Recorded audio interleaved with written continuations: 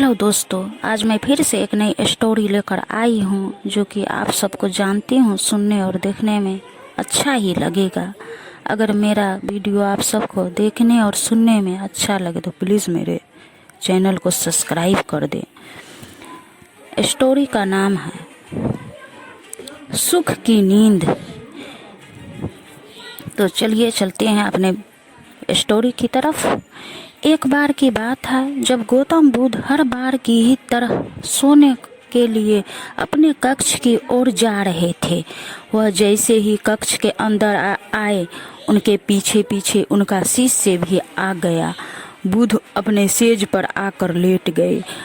आलोक नाम का शिष्य भी आकर सेज के पास बैठ गया और बुद्ध से के पांव दबाने लगा।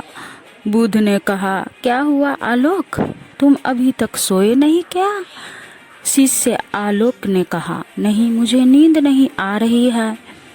एक प्रश्न मेरे दिमाग में लगातार घूमा जा रहा है और यही प्रश्न मुझे सोने ही नहीं दे रहा।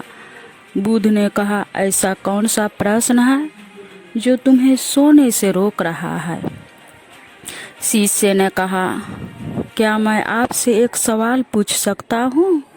बुद्ध ने कहा, हाँ बिल्कुल, मन में किसी भी प्रकार का कोई संशय मत रखो। फिर आलोक ने उत्सुक आवाज में पूछा, गुरुजी, क्या कल रात आपको बहुत अच्छी नींद आई? बुद्ध बोले, हाँ आलोक, कल रात को मैंने बहुत मीठी नींद ली थी। लेकिन तुम मुझे यह क्यों पूछ रहे हो? आलोक बोला, आप यह कैसे कह सकते हैं कि कल आप चैन की नींद सोए? मेरा मन जानता है कि कल रात को कितनी ठंड थी। कल रात हड्डी कँपाने वाली ठंड थी। मुझे सोने में बहुत कष्ट हुआ था। बुद्ध ने जवाब दिया, हाँ हो सकता है कुमार कि तुम्हें नींद लेने में कष्ट हुआ हो, लेकिन मुझे किसी भी तरह की कोई परेशानी नहीं हुई। अब आलोक हैरान हो गया। उसने सोचा कि बुद्ध को आराम से कैसे नींद आ गई जबकि सभी शिष्यों को नींद लेने में बहुत कष्ट हुआ था। आलोक ने फिर से एक सवाल किया, आप मुझे एक बात बताएं गुरुजी, आपको चैन की नींद कैसे आ गई? इसका राज क्या है? बुद्ध ने कहा, बात एकदम सरल सी है। मैं तुम्हें एक उदाहरण के तौर पर यह बात समझाता हूँ। चलो मुझे एक बात समझाओ कि अगर कोई इंसान किसी महल का राजकुमार हो और उसके महल में हर प्रकार की सुख सुविधाएं हो, जैसे कि उसके पास सोने के लिए स्वर्ण का एक सेज हो, उस सेज पर मुलायम मखमली गद्दा हो, हवा खिलाने के लिए आगे पीछे दास और दासियां हो, तो क्या उस राजकुमार को सुख की नींद आएगी? शिष्य ने जवाब दिया, हाँ बिल्कुल आएगी, बल्कि ऐसी स्थिति में तो और भी अच्छे से नींद आएगी।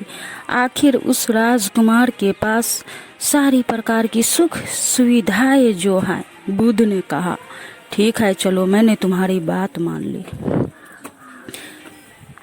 लेकिन मुझे इस बात का जवाब दो कि अगर उस राजकुमार को कोई भी तरह की शारीरिक या मानसिक पीड़ा हो या फिर उसका तन और मन लोभ और लालच से ग्रस्त हो, तो क्या ऐसी स्थिति में उसे चैन की नींद आ जाएगी?